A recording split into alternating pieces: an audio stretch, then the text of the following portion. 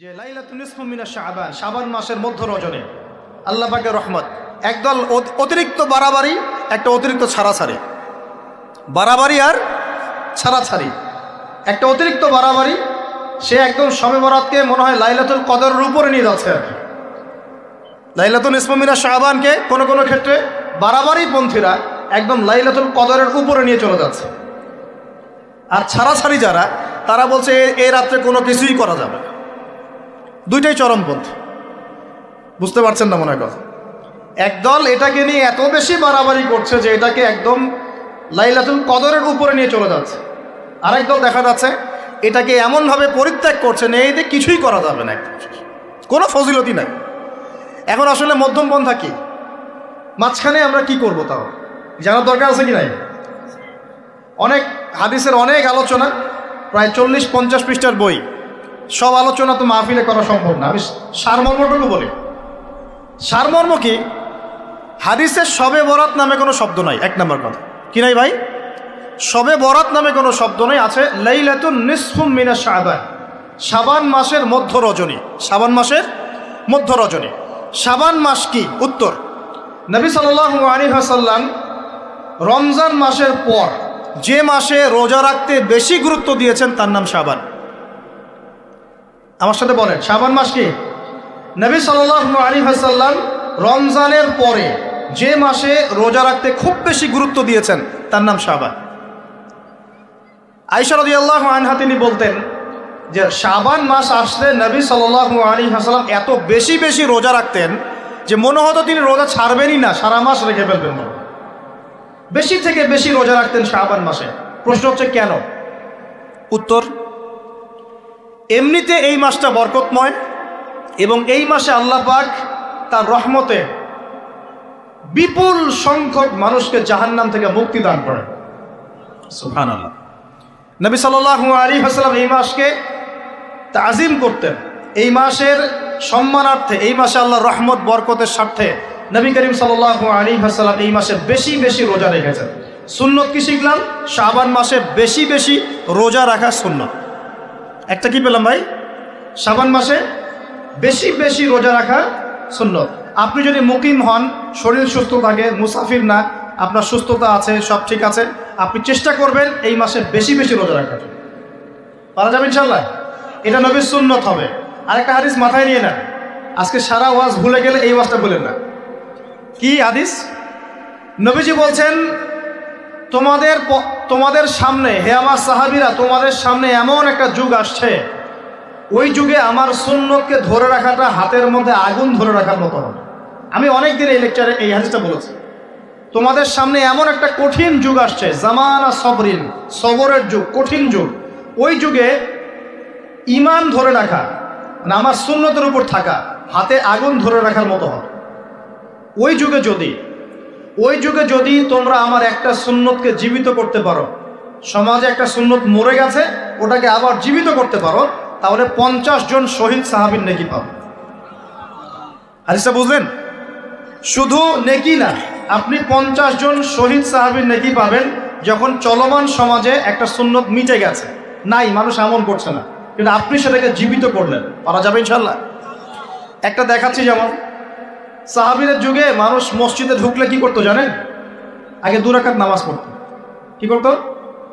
মসজিদে ঢুকেই, ওযু অবস্থায় মসজিদে ঢুকেই তারা বসতেন না। আগে 2 রাকাত নামাজ পড়তেন, দুখুলুল মসজিদ বা তাহিয়াতুল মসজিদ, তারপরে বসতেন। আর নবীজি বলেছেন কিয়ামতের আগে আগে এই দুখুলুল মসজিদ, তাহিয়াতুল মসজিদ, এই নামাজটা উঠে যাবে। উঠে যাচ্ছে না আস্তে আস্তে।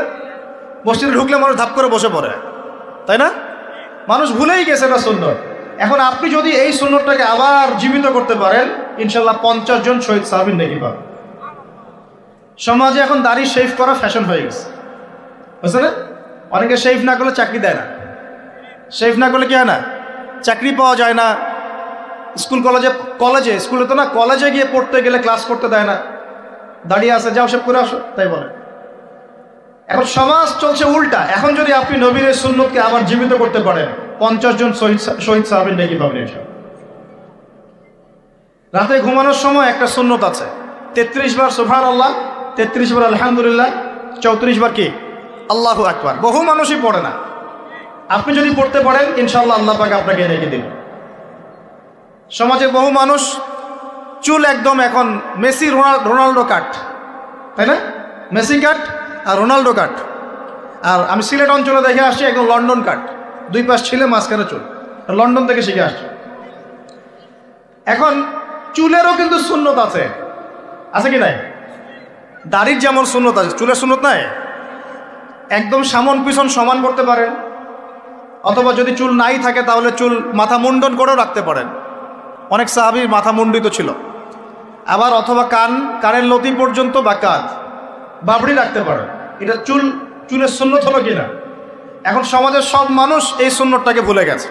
আপনি সুন্নত মনে করে রেখেছেন, ইনশাল্লাহ আপনি নেকি পাবেন ইনশাআল্লাহ। এরকম অগণিত সুন্নত আছে, অগণিত, যেগুলো আমাদের সমাজ থেকে আস্তে আস্তে উঠে যাচ্ছে।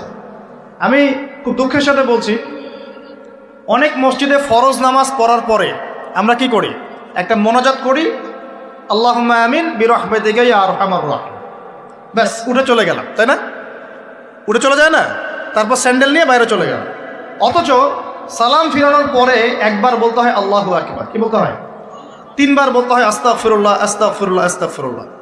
বলতে হয় আল্লাহুম্মা আনতাস সালাম ওয়া মিনকাস সালাম তাবারাকতা ইয়া যাল জালালি ওয়াল ইকরাম। একবার পড়তে হয় আয়াতুল কুরসি, 33 বার সুবহানাল্লাহ, 33 বার আলহামদুলিল্লাহ, 33 বার আল্লাহু আকবার, তারপর কালিমা শাহাদা। এরপর সূরা ফালাক একবার, সূরা নাস একবার, ইখলাস একবার। আরো দোয়া, অনেক দোয়া আছে। আল্লাহুম্মা লা মানি লিমা আ'তাইত ওয়া লা মু'তি লিমা মানা'ত ওয়া লা ইয়ানফা'ু যাল জাদ্দি মিনকাল জাদ। পড়তে হয় আল্লাহুম্মা ইন্নী আউযু বিকা মিনাল হাম্মি ওয়াল হাযান ওয়াল আজজি ওয়াল কাসালি ওয়াল বুখলি ওয়াল জুবন ওয়া দালা'id দাইন ওয়া গালাবাতির রিজাল। পড়তে হয় আল্লাহুম্মা আ'ইন্নী আলা যিকরিকা ওয়া শুকরিকা ওয়া হুসনি ইবাদাতিক। আরো অনেক দোয়া আছে। দেখেন তো, মোনাজাত করেন, আমি তো না করছি না, আমি তর্ক করতে আসি না এখানে, এটা নিয়ে আমি ঝগড়া করতে আসি। কিন্তু এই সুন্নতটা যে উঠে গেল, মোনাজাতটা করে যে মসজিদ থেকে বের হয়ে চলে গেলেন, এই সুন্নতটার উপর আমল কে করবে? সুন্নত উঠে গেল না? আপনি যদি বসে এখন সুন্নতটা প্রতিষ্ঠা করেন, 50 জন শহীদ সাহাবীর নেকি পাবেন ইনশাআল্লাহ। এগুলো তো গেল আমলিয়াত। সমাজ চলছে সুদের উপরে, আপনি যদি হালাল অর্থনীতি প্রবর্তন করতে পারেন তাহলে কত নেকি পাবেন? সমাজ চলছে জেনায়, আপনি এখন পর্দা প্রতিষ্ঠা করলেন, তাহলে কত নেকি পাবেন? সমাজে চলছে দুর্নীতি, আপনি এখন আমানতদারিতা ইনসাফ প্রতিষ্ঠা করলেন, কত নেকি পাবেন? সমাজে চলছে শয়তানি, সব শয়তানি, কি চলছে? শয়তানি। এখন আপনি আল্লাহ রাব্বুল আলামিনের ওহী প্রতিষ্ঠা করলেন, কত নেকি পাবেন? নিঃসন্দেহে আর অনেক বেশি নেকি পাবেন। আল্লাহ পাক আমাদেরকে সেই লক্ষ্যে কাজ করার তৌফিক দান করুন। প্রিয় ভাইরা, যে কথা বলতে গিয়ে এখানে আসলাম, এক বাড়াবাড়ি এই মাসে নবীজি বেশি বেশি রোজা রাখেন। তাহলে আমরা কি করবো এই মাসে ভাই? 1 নম্বর কাজ, বেশি বেশি রোজা রাখার চেষ্টা করবো ইনশাআল্লাহ, আল্লাহ তৌফিক দান করবেন। এবার আরেকটা পয়েন্ট বলি, সামনে রমাদান মাস। রমজান মাস আসলে আমরা মাশাআল্লাহ পরিপূর্ণ মুসলিম হওয়ার চেষ্টা করি, কিন্তু সারা বছর এটা ধরে রাখতে পারি না। রমজান মাসে যে নামাজ পড়ে না সেও মসজিদে যায়। দেখা যায় যে জুমার নামাজও পড়ে না, ও তারাবির নামাজ পড়তে যায়, যায় কি না? ওই দিন গিয়ে বলে এসি দেন, ইমাম সাহেব এসি অন করেন, তাই না? সারা বছর তো আসে নাই। ওই দিন গিয়ে ইমাম সাহেব এসি বন্ধ কেন? এই মুয়াজ্জিন সাহেব ফ্যান দেন। তখন ওখানে গিয়ে মানে কি বলবো, হ্যাঁ মাতব্বরি ঘরে আর কি। যাক, তারপরেও যে মসজিদে আসছে, আমরা দোয়া করে আল্লাহ হেদায়েত দান করুন। আমরা তো কাউকে পিছনে ফিরাই দিব না, দিব? এখন রমজান মাস আসলে আমরা মাশাআল্লাহ রোজা রাখি, মানুষকে ইফতার করাই, দান সদকা করি, আমরা যাকাত দেই, তারাবি পড়ি, কোরআন তেলাওয়াত করি, আমরা মাশাআল্লাহ অনেক আমল করি। এই আমলগুলো কি একবারে ধাপাস করে ধরে ফেলা সম্ভব না? একটা আস্তে আস্তে ট্রেনিং প্রসেস লাগে। একটা ফ্যান চালু করলে ফ্যানটা কি শুরুতেই ধাপাস করে ঘুরতে শুরু করবে, নাকি আস্তে স্লোলি সে মোমেন্টাম ধরবে? কোনটা? আস্তে আস্তে সে গতি পাবে না, ধীরে ধীরে গতি পাবে। ঠিক শাবান মাসে এত বেশি রোজা রাখা, ইবাদত করার অর্থ কি? যাতে রমজান মাসে আপনি পরিপূর্ণ ইবাদত করতে পারেন। বুঝতে পারছেন কথা? রমজানে গিয়ে তো শুরুতেই সব ইবাদত ধরে ফেলা সম্ভব হবে না। মনে করেন আগামীকাল পহেলা রমজান, আজকে থেকে আপনি সব ইবাদত একসাথে করতে পারবেন? তখন গিয়ে আপনি বেগ পেতে হবে। কিন্তু একটা মাস আগে থেকে যদি ট্রেনিং নেন, ইনশাআল্লাহ রমজান মাসে ইজি হয়ে যাবে। এটা একটা কারণ নবী সাল্লাল্লাহু আলাইহি ওয়াসাল্লাম শাবান মাসে বেশি বেশি রোজা রাখতেন, আমল করতেন। আল্লাহ পাক আমাদের সবাইকে শাবান মাসে বেশি বেশি আমল করার তৌফিক দান করুন। যাতে রমজান মাসে গিয়ে আমরা সুবিধা পাই, রমজান মাসের হকটা আদায় করতে পারি। এবার এই মাসে নবী সাল্লাল্লাহু আলাইহি ওয়াসাল্লাম কি বলেছেন একটা হাদিস থেকে আগে বুঝি। এই হাদিসটা সহ অনেক হাদিসে এই একই রকম কথা এসেছে এবং এই হাদিসটা বিশুদ্ধ। এটাকে অস্বীকার করলে হাদিস অস্বীকারী হয়ে যাবে। বাড়াবাড়ি গ্রুপ, ছাড়াছাড়ি গ্রুপ, উভয়ের জন্যই নসিহত। নবী সাল্লাল্লাহু আলাইহি ওয়াসাল্লাম বলেছেন, ইন্নাল্লাহ তাআলা, নিশ্চয় আল্লাহ রাব্বুল আলামিন, লা ইয়াত্তালিউ ফি লাইলাতিন নিসফি মিন শাবান, শাবান মাসের মধ্য রজনীতে আল্লাহ রাব্বুল আলামিন তার রহমতের দৃষ্টি প্রশস্ত করেন। সুবহানাল্লাহ। আল্লাহ পাক শবে বরাত মানে আমরা যেটা বুঝি প্রচলিত অর্থে, লাইলাতুন নিসফি মিন শাবান, শাবান মাসের মধ্য রজনী, যে 15 শাবানের এই যে রজনী, এই রাতে আল্লাহ রাব্বুল আলামিন তার সৃষ্টির দিকে তার রহমতের দৃষ্টিটা প্রশস্ত করে দেখেন, প্রশস্ত করেন। এবং ওয়াগফিরু লিজামিই খালকিহি, আল্লাহ পাক তার সমস্ত সৃষ্টিকে মাফ করে দেন। আল্লাহ পাক কি করেন? তার সমস্ত সৃষ্টিকে কি করেন? মাফ করে দেন। কথাটা ভালো করে বোঝেন। আল্লাহ পাক তার সমস্ত সৃষ্টিকে মাফ করে দেন, ইল্লা, তাদেরকে ব্যতীত। এক, ইল্লা লিমুশরিকিন, এক নাম্বার যে ব্যক্তি মুশরিক, যে শিরক করে আল্লাহর সাথে, যে আল্লাহর সাথে শিরক করে। আর দুই, মুশাহিনিন, যে ব্যক্তি অন্তরে মানুষের সাথে বিদ্বেষ পোষণ করে, হিংসা বিদ্বেষ মনে আছে এরকম ব্যক্তি, এবং মনের মধ্যে শিরক আছে, শিরকি আকীদা, মুশরিক, এই দুই শ্রেণীর মানুষ ছাড়া আল্লাহ পাক সমস্ত মানুষকে মাফ করবেন। সুবহানাল্লাহ। তাহলে এই রাতের ফজিলত প্রমাণ হলো কিনা? রাতের ফজিলতটা প্রমাণ হলো কিনা? আচ্ছা, এখন এর ব্যাকআপ আরো অনেকগুলো হাদিস আছে। ওই সবগুলো হাদিসকে একত্রিত করলে এমনই কনক্লুশন আসে। এছাড়াও আরো কিছু দুর্বল হাদিস আছে, এগুলো দুর্বল, সনদগতভাবে অন্যান্যভাবে দুর্বল। ওখানে আরো কিছু পয়েন্ট পাওয়া যায় যে আর কাকে কাকে আল্লাহ পাক মাফ করেন না। সবাইকে তো মাফ করেন, আর কাকে কাকে করেন না। এই হাদিসে দুটো পেয়েছি, এটা একদম অকাট্য। এটা হলো মুশরিক, আল্লাহ পাক মাফ করেন না। দুই, যে অন্তরে হিংসা বিদ্বেষ পোষণ করে, হিংসা বিদ্বেষ আছে, এদেরকে আল্লাহ মাফ করেন না। আরো কিছু দুর্বল বর্ণনা থেকে পাওয়া যায়, এটা দুর্বল বর্ণনা, কিন্তু জেনে রাখতে তো সমস্যা নাই। সমস্যা আছে? আর পাপ তো পাপী, দুর্বল হাদিসে আসুক আর কঠিন হাদিসে আসুক, পাপ তো পাপী নাকি? পাপ ছাড়তে কোনো সমস্যা আছে? তো তৃতীয় এক শ্রেণীর নাম পাওয়া যায়, যারা হচ্ছে আত্মহননকারী, নিজেরা নিজেদেরকে আত্মহত্যা করেছে, এদেরকে আল্লাহ মাফ করেন। আত্মহনন বোঝেন কিনা? আত্মহত্যা যারা করে, আত্মহনন, এটা একটা শ্রেণী পাওয়া যায়। 4 নম্বর একটা পাওয়া যায় আত্মীয়তার সম্পর্ক ছিন্নকারী, আত্মীয়তার সম্পর্ক ছিন্নকারী। 5 নম্বর একটা পাওয়া যায়, সেটা হলো মাদক দ্রব্য সেবনকারী। মাদক দ্রব্য সেবনকারী, যুবকরা খুব ভালো করে শোনো এগুলো। মাদক দ্রব্য সেবনকারী আল্লাহ সবাইকে মাফ করেন, মাফ করছেন না। আরেকটা পাওয়া যায়, সেটা হলো যারা জেনার পাপে লিপ্ত আছে। কিসের পাপে ভাই? জেনার পাপ। এরকম আর কিছু ব্যাকআপ পাওয়া যায়, কিন্তু এগুলোর বর্ণনা দুর্বল। বর্ণনা কি? দুর্বল, কিন্তু পাপ তো পাপই নাকি? এই পাপগুলো তো পাপ, এই পাপগুলো করলে কি আল্লাহ খুশি হন? অকাট্য সহি থেকে পাওয়া যায় এই দুইটা, মুশরিক এবং মুশাহিন, যারা শিরক করে, অন্তরে বিদ্বেষ পোষণ করে, আল্লাহ পাক এদেরকে মাফ করে। এখন আগে জানি শিরক থেকে কিভাবে বাঁচবো, শিরক কি এবং কেন, তারপরে জানবো হিংসা বিদ্বেষ, তারপরে আমরা যাব এই রাত্রে আমরা কি করতে পারি। মনে রাখবেন, আমল করতে হবে 3টা বিষয় খেয়াল রেখে। কয়টা বিষয় ভাই? আমল করতে হবে 3টা বিষয় খেয়াল রেখে। এক, আমল করতে হবে একমাত্র আল্লাহ পাকের সন্তুষ্টির জন্য। 1 নম্বর কি বলেন? এক, আল্লাহর সন্তুষ্টির জন্য, কারো সন্তুষ্টির জন্য না, কারো জন্য না, শুধু কার জন্য? দলিল হচ্ছে ইন্নাস সালাতি ওয়া নুসুকি ওয়া মাহইয়ায়া ওয়া মামাতি লিল্লাহি রাব্বিল আলামিন ফাসাল্লি লিরাব্বিকা ওয়ানহার। 2, আমল হতে হবে একমাত্র নবী সাল্লাল্লাহু আলাইহি ওয়াসাল্লামের সুন্নাত মোতাবেক। কার সুন্নাত মোতাবেক? নবী এবং সাহাবীদের সুন্নতের সাথে মেলে না, সেই আমল করা যাবে না। নবী এবং সাহাবীদের সুন্নতের সাথে মেলে না, সেই আমল করা যাবে না।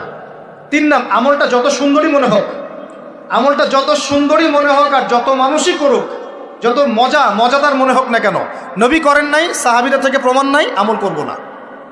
করলে বেদাত হয়ে যাবে। কি হবে? বেদাত হয়ে যাবে। আর 3 নাম্বার হচ্ছে, আমলগুলো করার আগে অবশ্যই আপনার রিজিকটাকে হালাল করতে হবে। কি করতে হবে ভাই?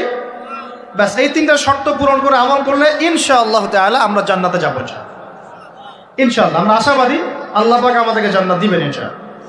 আল্লাহ পাক এক রাতে রহম করে সমস্ত মাখলুক সৃষ্টিকে মাফ করে দিচ্ছেন, শুধু শিরক এবং হিংসার বিদ্বেষ পোষণকারীকে মাফ করছেন না। বুঝতে হবে এই পাপ দুটো কত কঠিন। এবার আসেন প্রথমে একটু শিরক নিয়ে কথা বলি, তারপরে মুশাহিন নিয়ে কথা বলি। ধৈর্য ধরবেন তো নাকি? দেরি হচ্ছে? সবর করেন। এখন প্রথমে জানি শিরক কি এবং কেন। শিরক হচ্ছে এমন একটা পাপ, যেই পাপ আমল নামায় থাকলে পরে বিনা তওবায় যদি সেই ব্যক্তি মারা যায়, আল্লাহ পাক তাকে মাফ করবেন না। ভালো করে শোনেন, শিরক এমন একটা পাপ, যে পাপ যদি আমল নামায় থেকে যায়, বিনা তওবায় সে মারা যায়, শিরকের পাপ নিয়ে আল্লাহর সামনে দাঁড়ায়, আল্লাহ তাকে মাফ করবেন না। দলিল সূরা নিসা, আল্লাহ পাক বলছেন ইন্নাল্লাহা লা ইয়াগফিরু আন ইউশরাকা বিহি ওয়া ইয়াগফিরু মা দুনা যালিকা লিমান ইয়াশা। আল্লাহ পাক তার সাথে শিরকের গুনাহ মাফ করবেন না, এছাড়া যে কোনো গুনাহ যাকে ইচ্ছা মাফ করবেন। বুঝাচ্ছি, মনে করেন একজন ব্যক্তি জেনা করেছে, কথার কথা নাউজুবিল্লাহ, একজন ব্যক্তি জেনা করেছে বা মিথ্যা কথা বলেছে বা ধরেন মদ খেয়েছে ইত্যাদি। এখন সে তওবা করলে তো মাফ পেতই, তওবা করলে মাফ হতো না? তওবা করলে মাফ তো পেতই। মনে করেন তওবা না করেই মারা গেছে, আল্লাহ পাক চাইলে কিয়ামতের মাঠে এই পাপও বিনা তওবাতেই মাফ করতে পারে। কথা বুঝতে পারছেন? বুঝতে পারছেন না মনে হয়। মনে করেন একজন ব্যক্তি মদ খেয়েছে, জেনা করেছে ইত্যাদি, সে তওবা করার ফুরসত পায় নাই, বিনা তওবায় মারা গেছে। আল্লাহ পাক চাইলে কিয়ামতের মাঠে তওবা না করা সত্ত্বেও আল্লাহ পাক তাকে মাফ করতে পারে। কিন্তু একজন ব্যক্তি শিরকের পাপ করেছে, তওবা না করে মারা গেছে, আল্লাহ পাক কিয়ামতের মাঠে শিরকের পাপ মাফ করবে। আমি কি বুঝতে পারছি? অন্য পাপের কারণে আল্লাহ রাব্বুল আলামিন শাস্তি দিয়ে হোক, কোনো একটা ভাবে হোক, নবীর সুপারিশের মাধ্যমে হোক, তাকে জাহান্নামে গেলেও সেখান থেকে বের করে জান্নাতে দিবেন ইনশাআল্লাহ। কিন্তু শিরকের পাপ যার আমলনামায় থাকবে, তার উপর জান্নাতকে হারাম করে দেওয়া হয়েছে। বলেন নাউজুবিল্লাহ। সূরা মাইদায় দলিল আছে, শিরকের পাপ যার আমলনামায় আছে তার জন্য জান্নাতকে হারাম করে দেওয়া হয়েছে। শিরক মানে অংশীদার সাব্যস্ত করা, আল্লাহ পাকের সাথে কাউকে সমকক্ষ করা। শিরক কত প্রকার হয়? উত্তর 3 প্রকার। কয় প্রকার ভাই? বিশ্বাসে শিরক হয়, মানে আকীদায় শিরক হয়। আমলে শিরক হয়, মানে কাজে শিরক হয়। কথা বা লিসানে শিরক হয়। মনে থাকবে? 1 নাম্বার কিসে শিরক হয়? বলেন আমার সাথে। বিশ্বাসে শিরক হয়, আকীদায় শিরক হয়। 2 নাম্বার আমলে শিরক হয়, কাজে শিরক হয়। 3 নাম্বার কথায় শিরক হয়। কয়েকটা এক্সাম্পল দিয়ে বুঝতে পারবেন। একজন ব্যক্তি মনে করেন বিশ্বাস করে যে আল্লাহ বলতে কেউ নাই, কি হবে এটা? বলেন শিরক। একজন ব্যক্তি মনে করেন বিশ্বাস করে যে আল্লাহ আছে, আরো ইলাহ আছে, তাহলে কি হবে? কেউ যদি বিশ্বাস করে আল্লাহর সন্তান আছে, কি হবে? কেউ যদি বিশ্বাস করে মহাবিশ্ব আল্লাহ সৃষ্টি করে নাই, বিগ ব্যাং থেকে সৃষ্টি হয়েছে, কি হবে? কেউ যদি বিশ্বাস করে আল্লাহ মানুষকে সৃষ্টি করে নাই, মানুষ বানর থেকে হয়েছে, কি হবে? আচ্ছা, বিশ্বাসগত শিরক। কেউ যদি মনে করে আল্লাহ ছাড়া অমুকে আমার সন্তান দিতে পারে, কি হবে? কেউ যদি বিশ্বাস করে যে আল্লাহকে পাওয়ার জন্যে আমাকে মাধ্যম ওসিলা পূজা করতে হবে, তাহলে কি হবে? কেউ যদি চন্দ্র, সূর্য, গ্রহ, নক্ষত্র, গাছপালা, মূর্তি এসবে পূজা করে, কি হবে? এগুলো বিশ্বাসগত শিরক। কেমন শিরক ভাই? বিশ্বাসগত শিরক। 2 নম্বর আসেন আমলগত, কাজগত শিরক। কেমন? মনে করেন সেজদা করতে হয় কার জন্যে? কেউ যদি এখন কবরে গিয়ে সেজদা করে, কি হবে? আল্লাহর জন্য সেজদা করতে হয় না কবরে সেজদা করতে হয়? সেজদা কার জন্যে? আচ্ছা, তাহলে শিরক হবে। কুরবানি কার জন্য করতে হয়? কেউ যদি এখন মনে করেন জিনকে সন্তুষ্ট করার জন্য কুরবানি করে দেবে, কি হবে? এখনকার যুগে কিন্তু বহু মানুষ জিনের উপাসনা করে। এখনকার যুগে বহু মানুষ জিনের উপাসনা করে। আর জিন বলে একটা জাতি আছে, আমাদের সাথে চলাফেরা করে, আমরা দেখতে পারি না। আমরা কি সব দেখতে পারি? আমরা কি সব জানি? আমরা তো আমাদের আত্মাকেই দেখতে পারি না। এত ঘুমাই গেছেন, আত্মা চলে গেছে, দেখতে পারছেন? আর আমরা কি জানি? আমরা কতটুকু জানি আগামীকাল কি হবে আপনার সাথে? বলেন দেখি, কেউ জানে? আমাদের জ্ঞান কত ক্ষুদ্র, বুঝতে পারলাম। আগামীকাল কি হবে তাই জানি না, আমার আত্মাকেও চোখে দেখি না। আর আমি যদি দাবি করি এখন আমি সব জানতাম, তাহলে কি হবে? অতএব জিন জাতি আমাদের মধ্যেই আছে কি নাই? ওমা খালাকতুল জিন্না ওয়াল ইনসা ইল্লা লিয়াবুদুন, আমি জিন আর মানুষকে শুধুমাত্র আমার ইবাদত করার জন্যই সৃষ্টি করেছি। আল্লাহ পাক আমাদের সবাইকে আল্লাহ পাকের সত্য বোঝার তৌফিক দান করুন। এবার আসেন, আপনাদের পার্বত্য এলাকায় জিনের উপাসনা হয়। এখন বললেন ভাই কেমন করে জানলেন? যত তান্ত্রিক মান্ত্রিক কবিরাজ জাদুকর সব এই পাহাড়ি এলাকায় ঘুরে বেড়াচ্ছেন, এবং চোখ কান খোলা রাখলে আপনারাও বুঝতে পারবেন জিনের উপাসনা করলে অনেক কিছু ভেলকিবাজি দেখানো যায়। জিনকে আল্লাহ পাক কিছু ক্ষমতা দিয়েছে। জিন অনেক দূর থেকে দেখতে পারে। মনে করেন যে কেউ একজন এখানে বসে আছে, সে দাবি করছে যে সে অলৌকিক ক্ষমতার অধিকার, অথচ ওর কাছে জিন আছে। কি আছে? জিন। এখন আপনি শুনেছেন যে অমুক জায়গায় অমুক বাবা আছে, সে অনেক বড় ক্ষমতার অধিকার, যাই দেখি ওনার কি ক্ষমতা। এখন আপনি রাস্তায় আসছেন, তার সেই জিন তো আগেই দেখতে পাচ্ছে আপনি আসছেন দূর থেকে, সে আগে খবর দিল আসতেছে মক্কেল, ওই যে মক্কেল আসতেছে। এখন সে বলল যে ওই ব্যক্তির সাথে যে জিন আছে ওর সাথে কানেকশন করো। সবার সাথে একটা জিন আছে না? আছে কি নাই? একটা করে জিন শয়তান আছে না সবার সাথে? দুইজন ফেরেশতা একজন জিন সবার সাথেই আছে। আছে কি নাই? আপনার জিন জানে আপনার সাথে অতীতে কি হয়েছিল? জানে তো। আপনার জিন আপনার সাথে আছে না শুরু থেকে? তাহলে আপনি 1 মাস আগে কি করেছেন আপনার জিন তো জানে। ও ভবিষ্যৎ জানে না, কিন্তু অতীত তো জানে।